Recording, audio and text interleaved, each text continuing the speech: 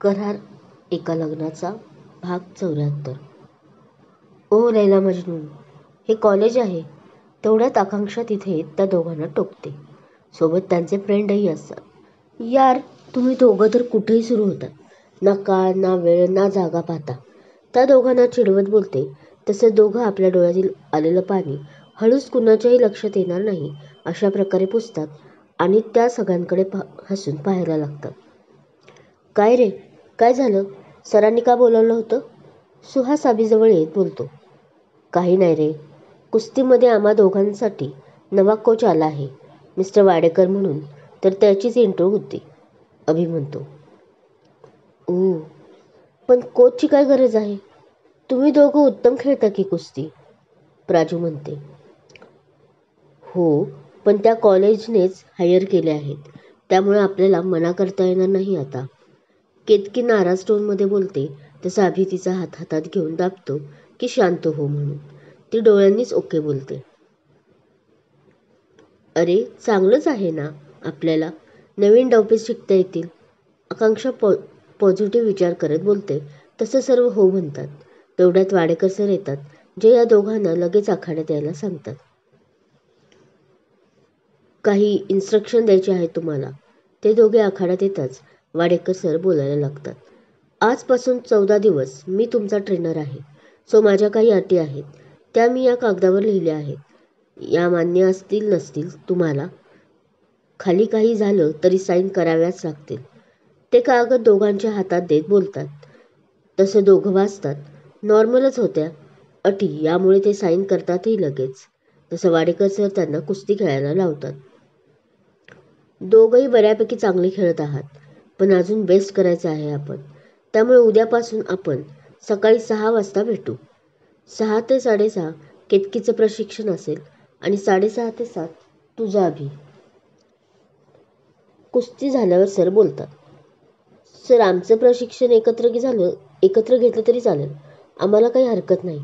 हो ना ग, अभि बोलून जातो. हो सर, मलाही चालेल.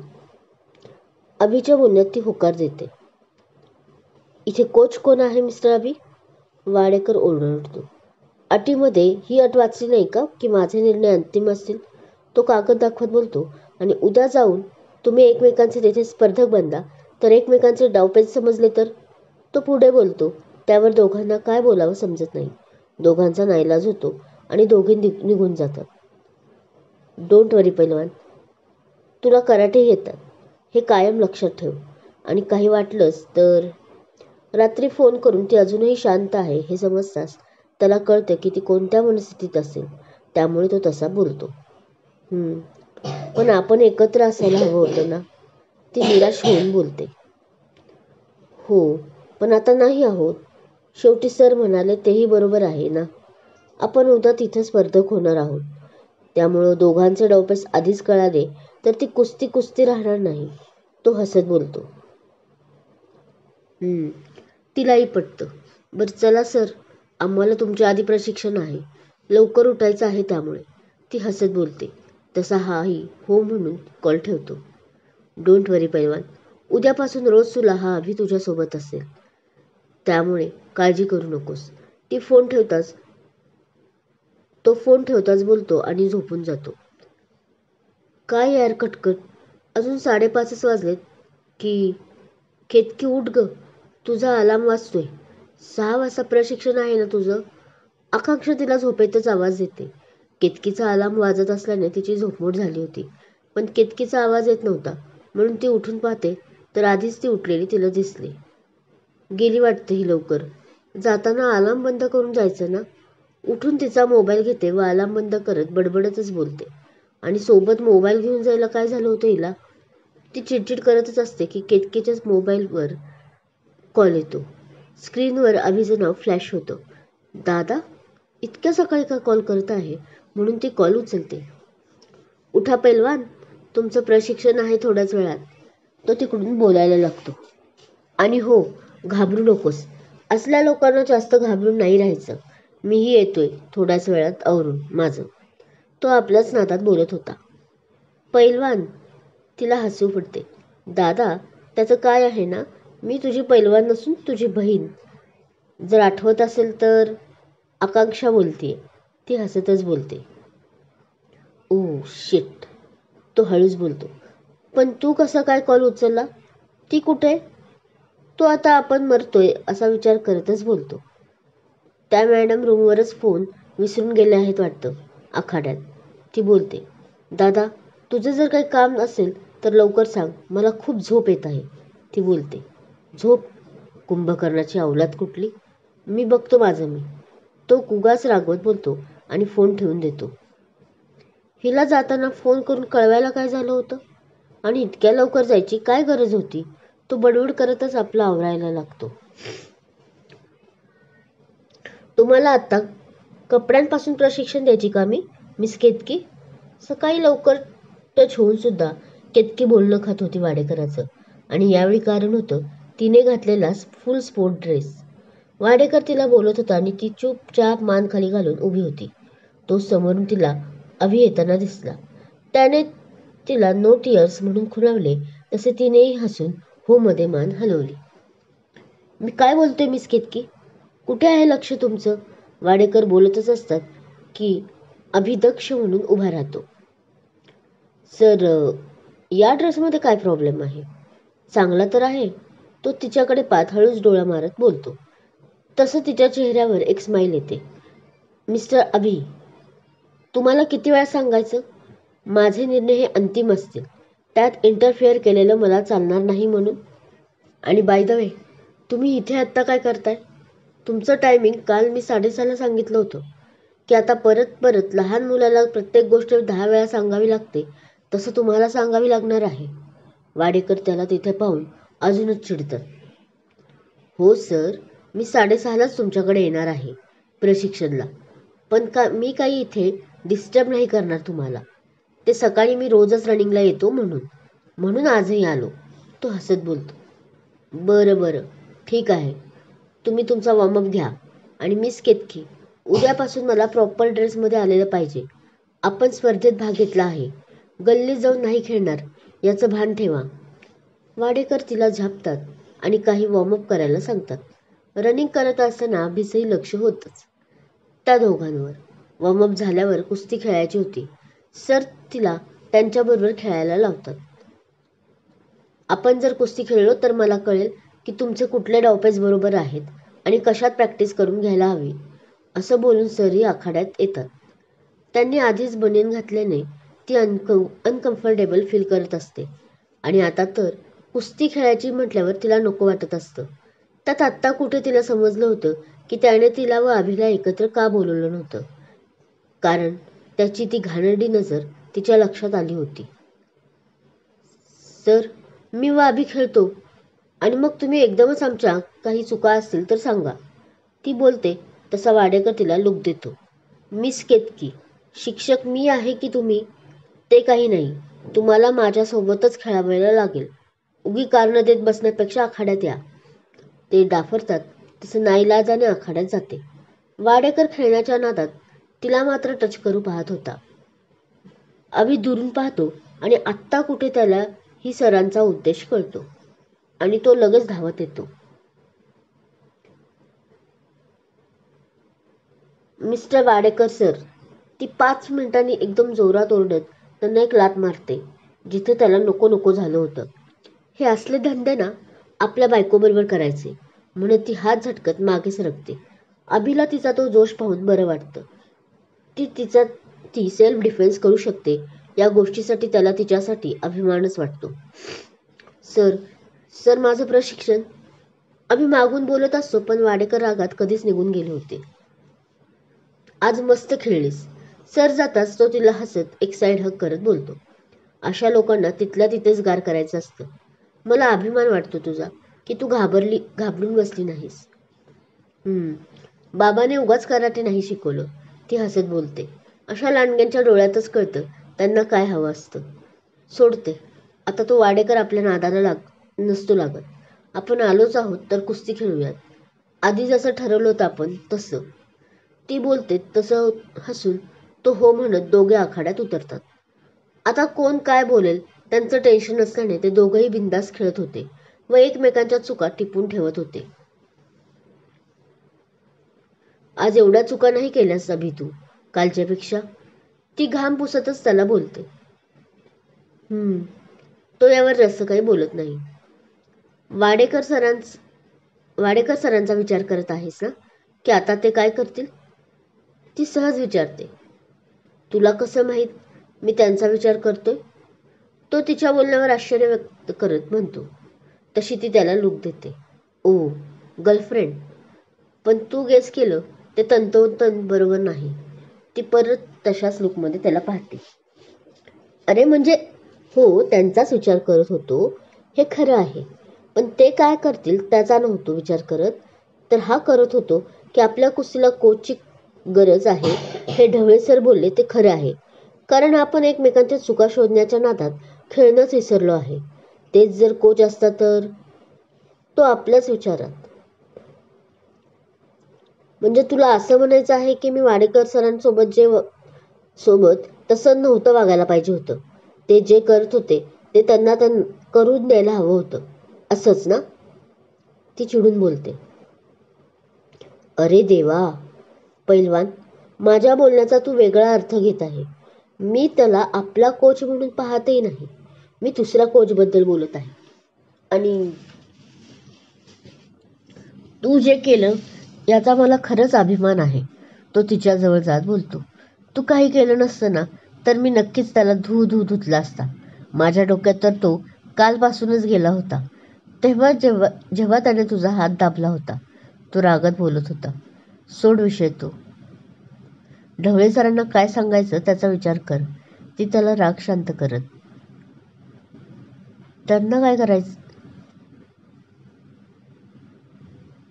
त्यांना काय सांगायचं आहे? तोच आता इथून पळून निघाला आहे. आपण तर टायमिंगला आलो होतो. तो एकदम निर्धास्तपणे बोलतो. पण बाकी काही म्हण. तुझी एकच लाथ त्याला खूप महागात पडली. तो आता तिची मस्करी करायला लागतो. दोघंही मग बराच वेळ मस्ती करून रूमवर येतात. 9च्या दरम्यान परत सरांचा त्यांना मेसेज येतो की कॉलेजमध्ये येऊन भेटा. त्यांना अंदाज आला होता की काय काम असेल यावेळी. पण ते काही रिॲक्ट न करता आज जातात. केतकी, हे मी काय ऐकतोय सरांकडून? आज जाताच ढवळे सर तिच्यावर रागवले. तशी ती मान खाली घालते. आता मान खाली घालून काय उपयोग? करतानाच का विचार केला नाही? ते परत दाफरतात. तिथेच बसलेले वाडेकर मात्र गालात हसत होते. पण केलंय काय सर? तिने ते तर कळू दे. अभि मध्येच बोलतो. अभि, तुला माहित नाही का काय झालंय ते? तूही होतास ना सकाळी तिथे? आता ढवळे सरांनी मोर्चा त्याच्याकडे वळवला. हो, मी होतो. पण मला असं नाही वाटत की केतकी काही चुकीचं वागलं असेल. तो एकदा वाडेकरकडे पाहत बोलतो. हो, चुकीचं नाही वागली. आता ढवळे सर खूप खवळले होते. मग आपल्या कोचला लाथ मारणं हे चुकीचं नाही का? तेही कारण नसताना ते त्यालाच प्रश्न करतात. ओ, तर वाडेकर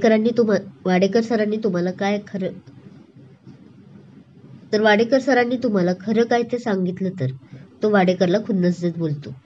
म्हणजे हे खरं आहे ना? ढवळे सर. हो, खरं आहे सर. आता केतकी मान वर करून बोलते. पण अर्ध सत्य आहे. मी लाथ मारली हे जरी खरं असलं तरी त्यांनी मला नाही. तिथे आधी कुस्ती खेळण्याच्या बहाण्याने घाणेरडे स्पर्श केले. खरं तर कुस्ती त्यांच्याबरोबर खेळायचे काही एक कारण नसताना मी तयार झाले होते. ती बोलते आणि वाडेकरला शॉक लागतो. कारण त्याला वाटत होतं की ती या गोष्टी बोलू शकणार नाही आणि त्याचा फायदा त्याला घेता येईल. पण त्याचे फासे पालटले होते तिने एका क्षणात.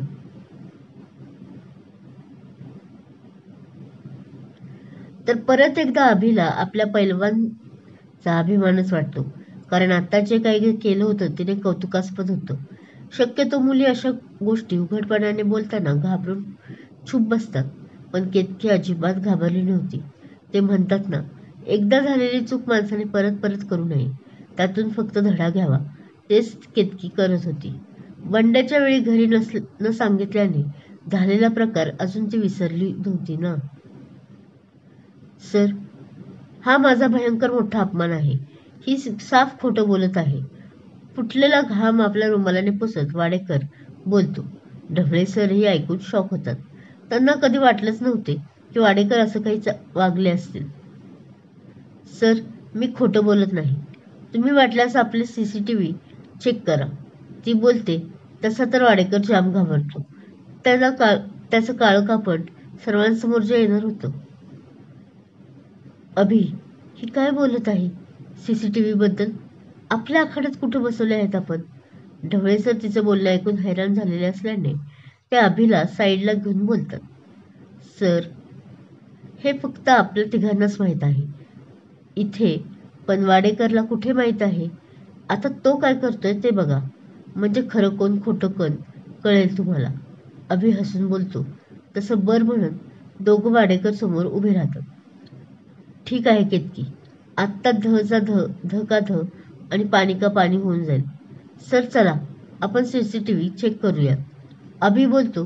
तसं ढवळे सरही होला हो म्हणतात. खरं तर काहीच समजत नव्हतं तरी ते तिघे जायला निघतात. तोच, सर, मला नाही वाटत मी तुमच्याबरोबर फुटेज पाहायला येऊ शकेल. माझी तब्येत जरा डाऊन वाटत आहे.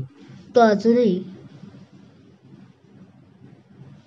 रुमालाने आपला चेहरा पुसत असतो आणि मला त्यांना प्रशिक्षण द्यायला जमणार नाही.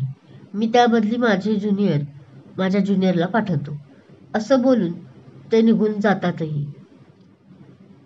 वाडेकर सर, ढवळे सर मागून आवाज येतात, पण ते मागे वळूनही पाहत नाही. तसा अभि व केतकी हसायला लागतात. खरंच तू रणवीर गायकवाड यांची मुलगी आहेस हे शोभून दिसते बघ. तोही असाच आहे हे माझ्या 1-2 भेटीतच मी ओळखलं होतं. एकदम निडर आहे तो. तशीच तूही. केतकीवर कौतुकाची थाप मारत सर बोलतात. तर तिकडे नकळत अभि तिला फ्लाइंग किस करतो. ती त्यावर कसं रिॲक्ट करावं समजत नसल्याने फक्त त्याच्याकडे डोळे मोठे करून बघते. मी खरंच लकी आहे की तुझ्यासारखी मुलगी माझ्या आयुष्यात माझी सहचरिणी म्हणून आली. कॅन्टीनमध्ये येताच तो तिला टाईट हग करत बोलतो. दाद्या, बास की, किती तू चावटपणा करत असतोस. आकांक्षा त्याला फटका मारत बोलते. सकाळपासून तू एक संधी सोडेना तिला मिठीत घ्यायची आणि त्याला नाही तर नाही. पण केतू, तुला तरी काय वाटतं की नाही? कॉलेजमध्ये आहोत आपण. ती नळनगिरी करत बोलते. ती वहिनीगिरी ना, ती तुझ्या लग्नानंतरच. आणि मला लाज वाटत नसली तरी तू तुझ्या भावाला बोल की. मगापासून मी त्याला दूर करत आहे, पण बघ तोच येतोय की नाही जवळ. केतकीही तिच्याच टोनमध्ये उत्तर देते. हो, असं आहे का? मग थांब, म्हणत आकांक्षा त्या दोघांच्या मध्ये जाऊन उभी राहते. हां, आता बघते तो कसं देतोय तुझ्या जवळ म्हणते. तशी दोघी खळखळून हसतात. तो मात्र त्या दोघींकडे तोंड वाकडं करून पाहतो. संध्याकाळी वाडेकरची ज्युनियर येते आणि ती त्यांना ट्रेन करायला लागते. मुलगी असली तरी आता केतकीला टेन्शन नसतं, कारण अजून ऐश्वर्या व प्राजूकडे तिच्या भीतीने न बघणाऱ्या या नवीन ज्युनियरकडे काय बघणार हे तिला माहीत होतं. आणि तशी ती मुलगी ही खूप चांगली होती. खूप छान त्यांना कोच मिळाली होती. 14 दिवस कसे गेले कुणालाही कळलंच नाही आणि फायनल मॅचेस आल्या. ऑल द बेस्ट पेलवान. तो हसत तिला समोर गेला तेव्हा तिची पहिली मॅच एका वेगळ्याच कॉलेजमधल्या मुलीबरोबर होती. थँक्यू, तीही गोड हसत म्हणते. आता वेळी तिने प्रॉपर ड्रेस घातला होता, कारण इथे सर्वांनीच तो घातला होता आणि जे कंपल्सरी होतं. वाडेकरचंच कॉलेज असल्याने तोही आला होता, पण शांत कोपऱ्यात उभा राहून तो फक्त बघत होता की वादळापूर्वीची शांतता होती ती वेळच सांगणार होती. केतकी हसत मुखाने आपल्या पहिल्या स्पर्धकाला हस्तोंदोलन करते आणि खेळ सुरू होतो. केतकी तशी पैठ्याचीच पैलवान असल्याने या समोरच्या स्पर्धकाला जादा वेळ निभावावा लागत नाही आणि पुढच्या 2 मिनिटातच ती स्पर्धक आपली पाठ टिकवते. तर इकडे जरी तो 7 वर्षांनी आखाड्यात उतरला असला तरीही वाटत नव्हतं तसं. तोही जेव्हा आपल्या पहिल्या स्पर्धकाला आउट करतो. या दोघांचे प्रत्येकी 3 राऊंड असतात. तिसरा राऊंड फायनल असतो. दोघंही महिला पुरुष अशा वेगवेगळ्या गटात खेळत होते. दोघांचे दोन्ही रेकॉर्ड झाले होते. दोघांचे दोन्ही राऊंड झाले होते आणि ते फायनल मॅचला येऊन पोचले होते. खूप सुंदर खेळलास अभि. अजून लास्ट राऊंडला वेळ असल्याने दोघे कॉमन रूममध्ये बसले होते. आधी तिचा फायनल राऊंड होणार होता आणि मग त्याचा, आणि त्यातूनच एक महिला गट विजेता व पुरुष गटाचा एक विजेता असे 2 विजेते ठरणार होते. आणि अर्थात आत्तापर्यंत पाहत असलेल्या सर्वांच्याच लक्षात आलं होतं की कराड इंजिनिअरिंगचं कॉलेजच जिंकणार आहे. हो, आणि हे सगळं तुझ्यामुळे होते. तू माझ्याकडून गेल्या 14 दिवसांची प्रॅक्टिस करून घेतली त्या तुझ्या परिश्रमाला माझा मानाचा मुजरा. तो अगदी वाकून तिला नमस्कार करतो. हे तुला कधी पण कसं रे काही पण सुचतं, ती त्याला म्हणते. ए, काही पण काय काही काय, मी तुला फक्त नमस्कार तर केला, थोडीच किस केली आहे. तो हळूच कानात रोमॅन्टिक होत बोलतो. तेही केलं असतंच, पण सध्या कॉलेज दुसऱ्याचं आहे म्हणून गप्प बसलास, ती तोंड वाकडं करत बोलते. तो काही बोलणार तोच तिच्या फायनल राऊंडची अनाउन्समेंट होते आणि तो तिच्या कपाळावर किस करून तिला ऑल द बेस्ट म्हणतो. तीही त्याला सेम टू यू म्हणत आखाड्यात जाते. 2 वेळा खेळून तिच्यातला जोर अजूनही कमी झाला नव्हता. उलट यावेळी मात्र तिचा भलताच उत्साहात मूड होता आणि पुढच्याच मिनिटाला ती या स्पर्धकाला हरवते व महिला गटात तिच्या कॉलेजला पहिला क्रमांक मिळतो. खूप खूप अभिनंदन म्हणत तो ती कॉमन रूममध्ये येताच आपल्या मिठीत घेतो. तिलाही खूप आनंद झाला होता, पण तिकडे त्याच्या मॅचची अनाउन्समेंट लगेच झाल्याने तो आत जातो. तीही त्याला ऑल द बेस्ट देते. त्याचीही सेम कंडिशन. पुढच्या 3 मिनिटात त्या समोरच्याची पाठ टेकवतो. त्याला सगळे अभिनंदन करत असतात. तोच त्याचं लक्ष जातं समोर केतकी उभी आहे आणि त्याच्या मागे तो वाडेकर असतो. अभि लगेच तिच्याकडे जायला लागतो, पण तोपर्यंत तो वाडेकरही निघून गेला होता. तसं त्याला हायसं वाटतं. खूप भारी खेळलात मिस्टर अभिमन्यू, ती त्याचं पूर्ण नाव घेत आनंदाने बोलते. आज दोघांनी कॉलेजचं नाव रोशन केलं होतं. तोच वाडेकर स्टेजवर गेलेले दिसले. आता ह्याचं काय मध्येच, त्याने माईक घेतलेला दिसताच केतकी वाकडा तोंड करत बोलते. रिलॅक्स पैलवान, हे त्याचं कॉलेज आहे, असेल काहीतरी अनाउन्समेंट, तो तिला शांत करत बोलतो. पण मनात हाही त्याला शिव्या घालत होता. तर नमस्कार मंडळी, वाडेकर माईक चेक करून बोलायला लागतो. आपण आत्ताच पाहिलं की महिला गटात व पुरुष गटात कुस्ती कशी झाली ते, आणि त्या दोन्ही गटांचे विजेते दोन्ही कराडच्या कॉलेजचे विद्यार्थी आहेत. पण कसं आहे, कुस्तीचे चषक आपल्याकडे एकच आहे आणि महिला पुरुषांमध्ये खेळून कुणीही विजेते होईल, तो बोलत असतो. ह्याला नक्की काय म्हणायचं आहे? केतकी आता जाम वैतागली होती. रिलॅक्स पैलवान, आधी बघ तरी तो काय म्हणत आहे, तिचा हात दाबत अभिमन्यू बोलला. मंडळी, आमच्या कॉलेजला आता असं वाटतंय, तो त्या दोघांकडे पाहत कुस्तीत हसत बोलतो, की आता या महिला गटातील विजेत्याची आणि पुरुष गटातील विजेत्याची एक चुरस होऊन जाऊ दे आणि जो विजेता होईल तो खरा पैलवान. तुम्हाला काय वाटतंय? तो परत या दोघांकडे पाहून हसून बोलतो. तो आपल्याकडे बघून का हसत आहे? आणि आपण जिंकलो आहोत ना, मग परत का कुस्ती? केतकी बरोबर आता अभिलाही प्रश्न पडले होते. All the best. आणि हो, तू जिंकलास तरी मला काही प्रॉब्लेम नाही, बिकॉज तू काय मी काय, ही ट्रॉफी आपल्या कॉलेजलाच मिळणार आहे. आणि महत्त्वाचं म्हणजे आपण एक आहोत, सो काळजी करू नको की तू जिंकलास तर मला आधीसारखा राग येईल वगैरे. ती हसत त्याला बेसलक देत बोलते. तोही तिला शांततेनेच बेसलक बोलतो, पण काहीतरी चुकतंय असं सारखं त्याला वाटत होतं. त्यात त्या वाडेकरची नजर त्याला टोचत होती, जी सारखी केतकीकडे लागून होती. अभि, अरे चल ना आखाड्यात, ती बोलते तसं तो हुम करतो व आखाड्यात जातो. रेफरी नेहमीप्रमाणे त्यांना हस्तांदोलन करायला लावतो. दोघेही हसत एकमेकांना ऑल द बेस्ट बोलतात आणि आपल्या जागेवरच उभा राहतात. वाडेकरवर मात्र त्याचं अजूनही लक्ष होतं. तो अजूनही हसून तिला पाहत होता. नक्कीच त्याच्या डोक्यात काहीतरी शिजतंय, तो स्वतःशीच बोलला. आणि त्याने नीट निरखून त्याला पाहिलं तर त्याला कळालं की तो तिच्या हातात बॅगला पाहत होता. त्याला जाम राग आला. असं वाटतंय त्याच्या डोळ्यातील बुबुळ करून गोट्या खेळाव्यात.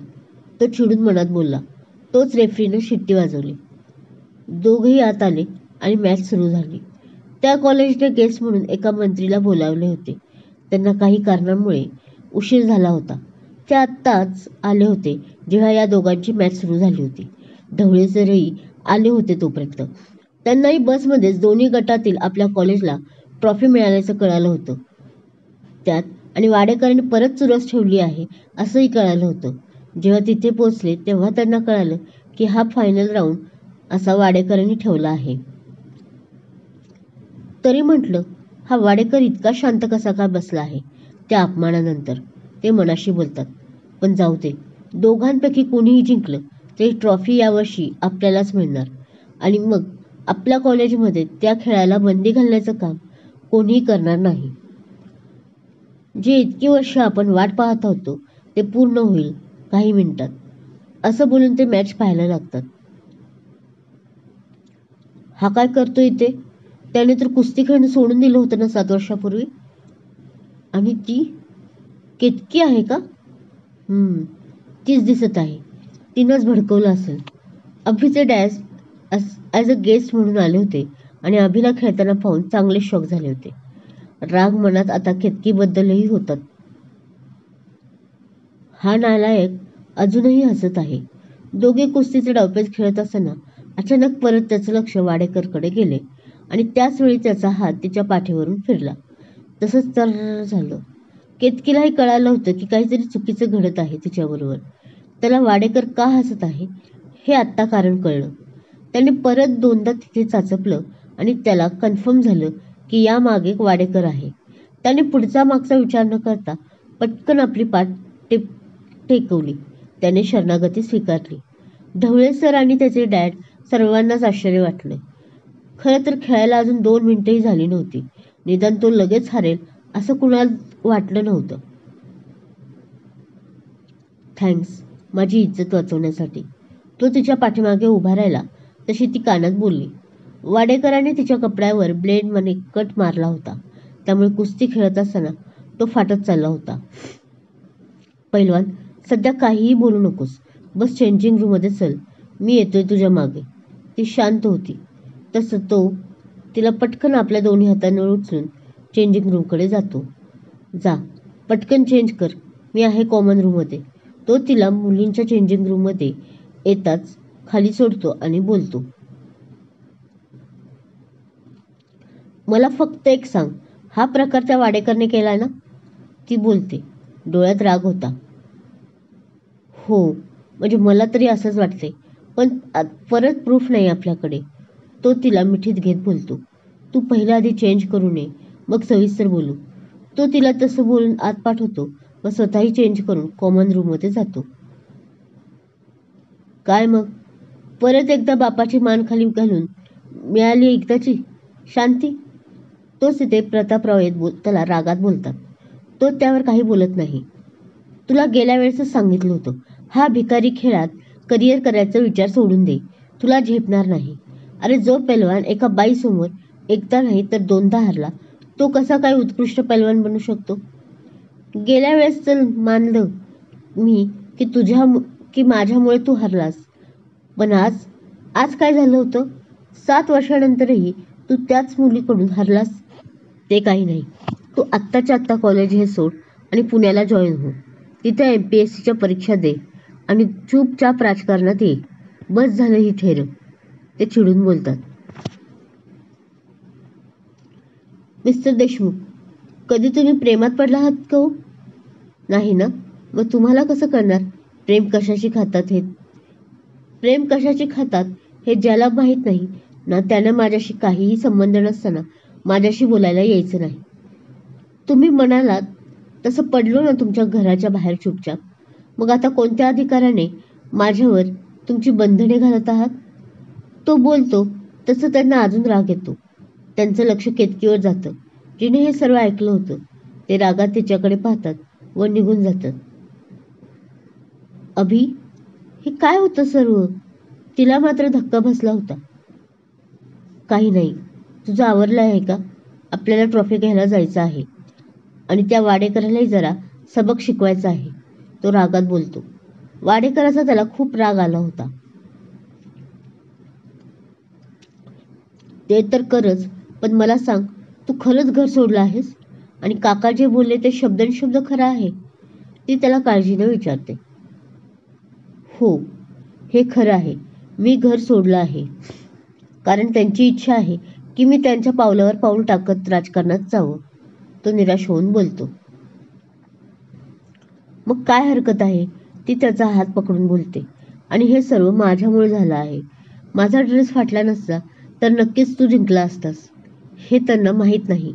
मी जाऊन त्यांना सांगू का खरं काय ते? ती त्याच्या गालाला धरून आपल्याकडे तोंड करत बोलते. हे बघ, त्याचा काही उपयोग होणार नाही. त्यांना जे वागायचं आहे ते तसंच वागणार. आणि सध्या हा विषय बाजूला ठेवूयात. आधी आपण चल तुझी ट्रॉफी घेऊयात. तो तिच्या हाताला धरून स्टेजवर जातो. वाडेकर तिथंच असतो. त्याचा प्लॅन पूर्ण फसल्याने त्याचं तोंड खाली होतं. आता तू वाचलास वाडेकर, पण लक्षात ठेव, दरवेळी नाही.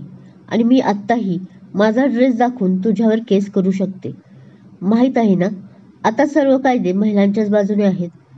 ती स्टेजवर पोहोचताच वाडेकरच्या कानात बोलते तसा तो चांगलाच यावेळी घाबरतो. कारण हे खरं होतं की कायदा आता महिलांच्याच बाजूने आहेत आपल्या भारत देशातील.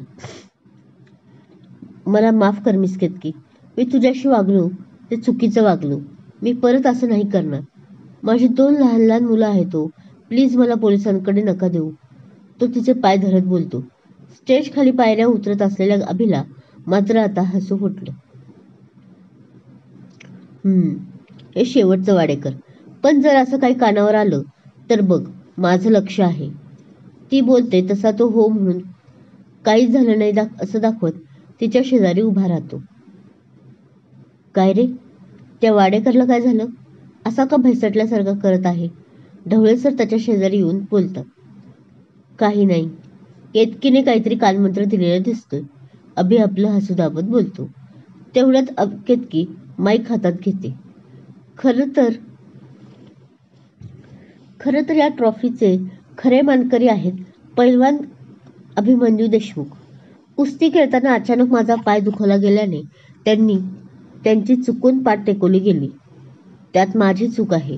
त्यामुळे या ट्रॉफीचे खरे मानकरी मिस्टर अभिमन्यू देशमुख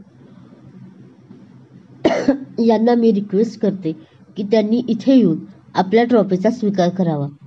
त्याला हे पटलं नव्हतं, पण नाईलाजाने तो वर गेला आणि तिच्या आग्रहाखातर ती ट्रॉफी एका अटीवर त्याने स्वीकारली. ती म्हणजे दोघेही या ट्रॉफीचे हकदार असल्याने दोघांनी एकसाथ स्वीकारावी. तीही मग हसत त्याचा स्वीकार करते. समाप्त. पहिला व 2रा सीझन इथेच समाप्त झाला आहे. 3रा सीझन लवकरच येईल. कथा आवडत असल्यास लाईक करा, कमेंट करा, शेअर करा आणि हो, अजूनही माझा